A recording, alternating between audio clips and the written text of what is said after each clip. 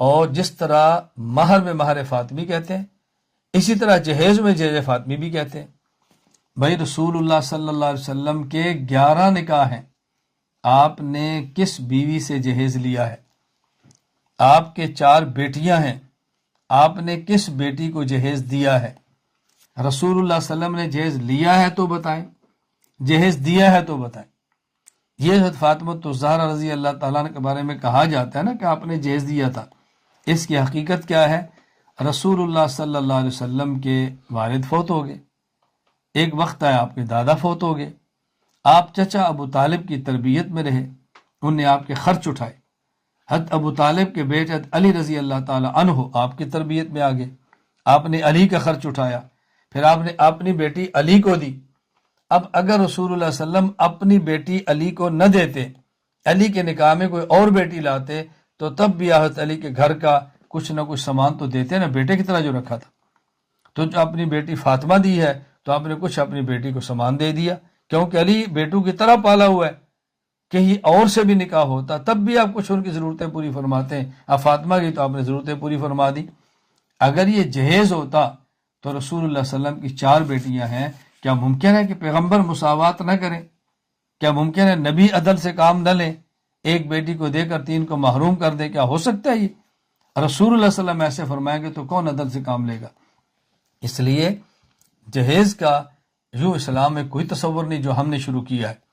یہ بات اچھی طرح ذہن نشین فرما دیں، جن کی بیٹی ہے وہ کچھ دینا چاہے، خوشی سے ان کی مرضی ہے، لیکن وہ بھی نکاح کے موقع پر مت دیں۔ میں نے اپنی 2 بیٹیوں کا نکاح کیا ہے، حافظہ بنایا ہے، عالمہ بنایا ہے، وقت پہ ان کی رخصتی کی ہے، کسی ایک بیٹی کو جہیز نہیں دیا، اور میں نے دونوں بیٹیوں سے کہا کہ دیکھو بیٹی، جب تک میں زندہ ہوں، آپ زندہ ہیں، آپ میری بیٹیاں ہیں، آپ کو جب بھی چھوٹی سے چھوٹی بڑی سے بڑی چیز کی ضرورت ہو، میں باپ آپ کے ساتھ کھڑا ہوں۔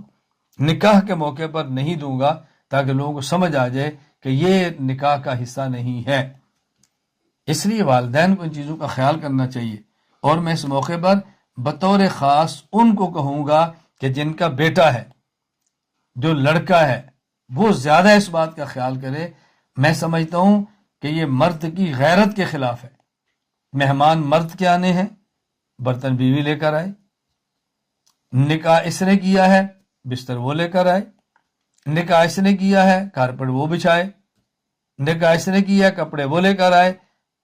کپڑا شوہر کے ذمے ہے، رہائش شوہر کے ذمے ہے، کھانا شوہر کے ذمے ہے، نان، نفقہ، سکنا، یہ تینوں شوہر کے ذمے ہیں۔ نان کھلانا، نفقہ اس کی ضرورتیں پوری کرنا، کپڑے وغیرہ، سکنا اس کی رہائش، یہ شوہر کی ذمہ داری ہے۔